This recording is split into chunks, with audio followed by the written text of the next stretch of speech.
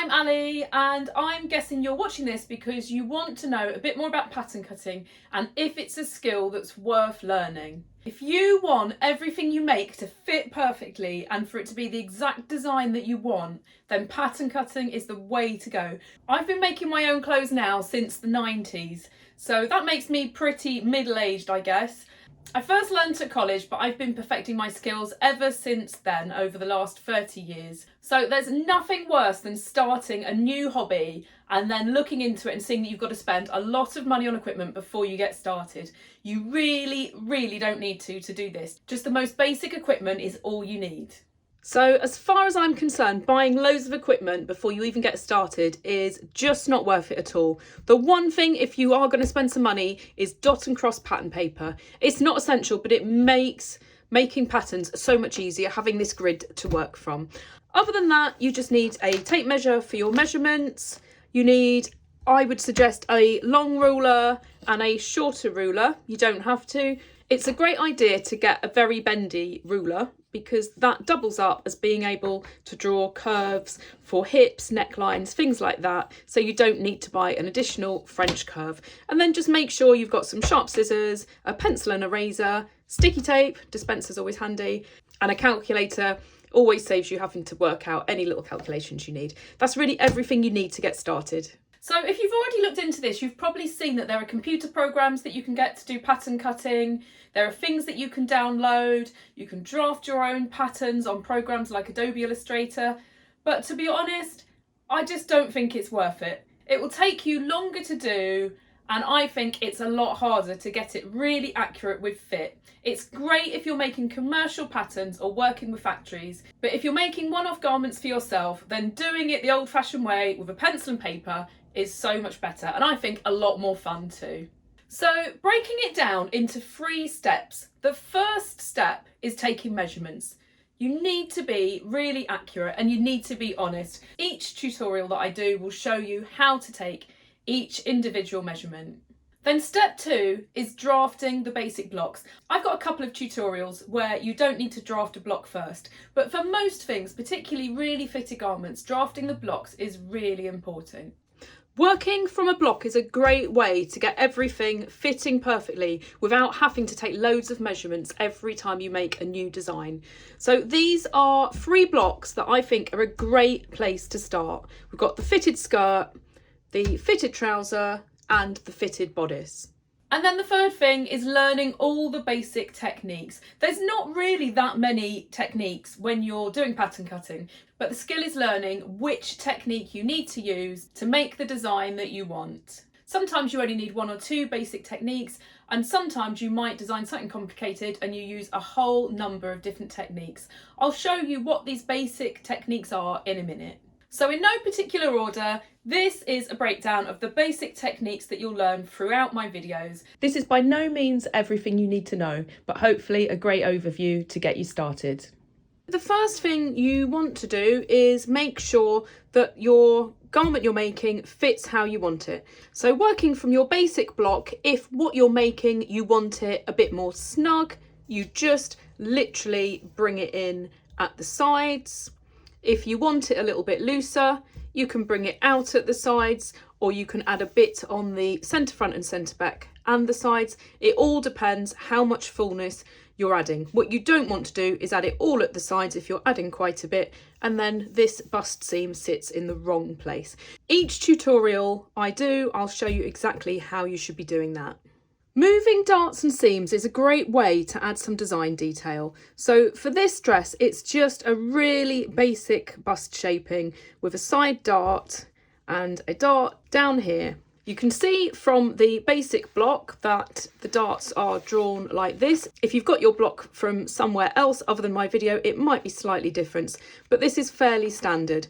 You don't want your darts going to this point here because it would be very pointy. If that's the design that you want, then fine. Otherwise, they need to be shortened.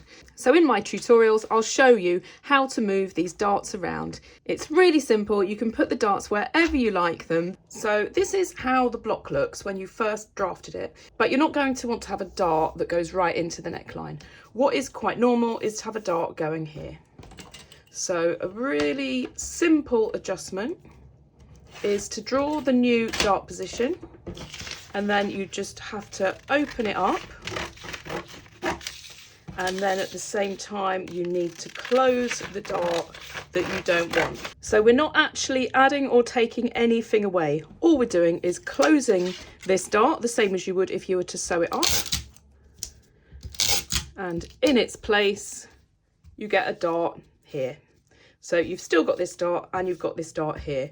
It's really versatile moving darts. So if you wanted to add another one, if you wanted just to make a feature of it, you'd literally draw where you want your dart to be, and then you can just open it up.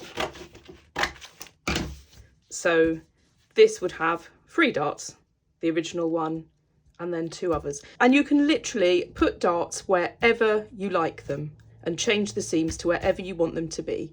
So for example, if you wanted to have an unusual design with a dart going up here, you could simply open your dart up here and then just close all of the other darts.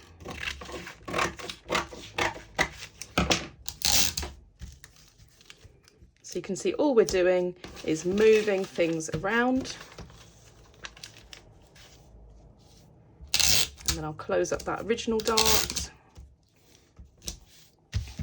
And you're left with an unusual shape with this dart here, but it will do exactly the same job. Once you sew it up and that joins up, it will fit exactly the same. So you can always move things around as long as you don't add or take away anything. Whatever happens on this pattern paper is what happens on your garment. This is how we move darts around to this central bust point, or if it's somewhere else, it will be wherever the end of the dart is. But you always need to make sure when sewing it, if it's on the bust, you don't want to sew right up to that point because it's just going to make it a very, very pointy bodice. So you just need to sew just short of here. So when you trace off this pattern piece, you just want to draw your dart to about this point here. So that would be the end of your dart. Another way of doing bust shaping, if you don't want darts like this, is to do a princess seam. So here's a clip of me showing how to draft this princess seam from the tutorial for this actual dress. I always find that a princess seam fits a little bit nicer, but using darts means you don't break up this pattern. So a lot of it is down to your design and what fabric you're using. Using those same kind of techniques, you can play around with seams. You can move them wherever you want. So if you wanted some kind of detail like this, for example, all you would do is simply draw that shape on your pattern and you've got 2 separate pattern pieces.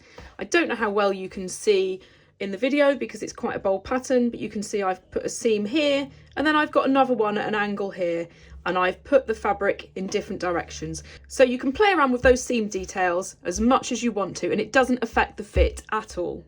When you open up necklines, this is the back, it will be exactly the same for the front, the same for armholes. Whenever you open something up quite a bit, particularly if you're doing a whole keyhole back, it's going to end up gaping. It won't sit close to your body. So you need to kind of dart it to make it fit better. So I will show you in my tutorials how to do that to get a perfect fit that doesn't gape around any openings. Making a sleeve fit perfectly into an armhole is essential if you want something to fit perfectly. It's probably one of the harder bits to do when it comes to pattern cutting, but I'll show you in each of my tutorials how to do the perfect sleeve. This is a 2-piece fitted sleeve. It's got a seam on the front and the back, which gives you a little bit more of a curve for a coat. This is a clip from my basic sleeve drafting tutorial, and this technique works with any armhole, and then you can work your sleeve design from this, which I'll be showing you in my various tutorials. Now you'll have to excuse how tatty this coat is. I made this probably about 20 years ago and I absolutely love it still. So it has been well worn, but I wanted to show you the other sleeve technique that you can do, which is a raglan. So you're moving from the standard set-in shape to this raglan shape here, and then this jacket has a dart going along the shoulder so it fits perfectly. Slash and spread is a technique used absolutely loads. Again, please ignore how tatty this is because it's a well-worn dress. But to get things like this gather detail on this bodice, I've used the technique of slash and spread. It's a really simple technique to use. You simply, I'm just going to show you an example just on a rectangle of paper, but this technique is adapted in so many patterns. It's great for adding volume into a skirt or a cuff or a collar, or to open up a pattern piece for gathers just like this dress. So it's called slash and spread because you simply slash like I've just done and you spread. So this is how you get the fullness at the bottom without all the gathers and the pleats at the top. It's really as simple as that. And the extreme version of this is the circle. This is my double circle dress that you might have seen already in my tutorial. If not, if you like it, then take a look. I've opened this up the best that I can to show you that the skirt is a full circle on the front and on the back. But here's a clip of me drafting up this pattern on the tutorial for this dress so you can see exactly how that circle was created. Sometimes when I'm trying out designs, I make them in miniature for my miniature mannequin. This is a Godet design that I tried out with these really nice panels, and you can see they're very small at the top and they go out wider. And this is a similar technique to the circles, but by using panels to get a lot of fullness into a dress without any gathers or pleats. It's got a little bit tatty now because this sample's quite old, but it's a nice example to see how those Godets create the fullness of the skirt, but it also shows you how you can play around with all of these seam details for the panelling. Once you've learned all these techniques, you really can make anything you like. And once you really want to start getting creative, there is nothing stopping you creating anything you want. This is another miniature sample I made for a design I'm working on, which is going to look like an enormous flower. If you want to make something like a coat, then a collar is really important. There's so many different techniques you can use for making a collar. This one, for example, is a grown-on collar. You can see it's got a curved dart here, and I've used a tiny bit of slash and spread to make that collar curved so it sits perfectly over the neck seam. The inside is cut slightly smaller than the outside so that you don't see the underneath. And then you can see on the facing, it's cut different again. These are all things that you'll learn along the way, and none of them are as tricky as you might think they are. You can see here what this piece looked like. If you're new to pattern cutting, this piece would probably make no sense at all, but I think you'll be amazed how quickly you start learning so that things like this make total sense and you know exactly where to start to draft these yourself. And then I thought I'd end with this dress, which is an example of two necklines in one garment. So you've got the strapless bodice underneath and then the high-necked bodice on the top and a little gather on these capped sleeves, a little collar. You can see that you're building on all of the techniques together. So you might feel like you're a way off making something like this to begin with. So what should you make first? Where is a good place to start? The skirt block is the easiest one, I think, to draft. It only requires a few measurements and it's a nice basic sewing project to begin with. The skirt block was the first one that I learned many years ago, and I remember making myself a skirt from it and being so delighted that it fit perfectly. The advantage of drafting this rather than using a commercial pattern is you're going to have a perfect waist to hip ratio. If you're anything like me and your waist and hip don't fit to standard measurements, then you won't be able to buy skirts that are fitted like this in shops that fit perfectly. Doing this, they'll fit perfect every time. Just like skirts, if your body isn't to standard measurements, which I'm guessing most people's aren't, then buying trousers in a shop are never going to fit you perfectly. So drafting this block, you can get the rise to be exactly what you want. You can see a line here where if you watch my video of drafting it, shows that you can open that up to extend the rise. You get the perfect waist to hip ratio. You get the perfect rise from waist to seat so that it fits you really well. You can tailor every single bit of your trousers so that they fit better than any trousers you've ever tried on before. And lastly, the fitted bodice block. This one's a little bit more complicated to draft, so probably not the best one for your first block, but it's certainly not difficult. And my step-by-step tutorial will show you everything you need to know to get every single one of these measurements done nice and easily. When you come to draft your sleeve, if you're making something with a sleeve, you'll need an armhole to draft it from. I prefer not to do a sleeve block, but to actually draft each sleeve tailored to each garment, because it's all going to depend on how open your armhole is, how low it is, how wide your shoulder is. There are so many variables that to do a sleeve block to your bodice isn't really worth it. You're better off drafting the sleeve each time you make a design. And always make a sample first. Don't cut straight into your really lovely fabric. Get some calico or even an old bed sheet and just try everything out first, and then you can make sure you love the design and that everything fits perfectly. So if you like what you've seen in this basic overview and you feel like you've already learned a little bit more about pattern cutting, why not have a look at all of my tutorials? I've got tutorials that show you how to make the basic blocks, all broken down into very easy to follow steps with very, very basic maths. I've also got tutorials showing how to make whole dresses and trousers, and I'm going to be adding new ones every week. And I also have some very simple to follow sewing tutorials for basic techniques. Make sure you subscribe so you don't miss any new tutorials that I upload.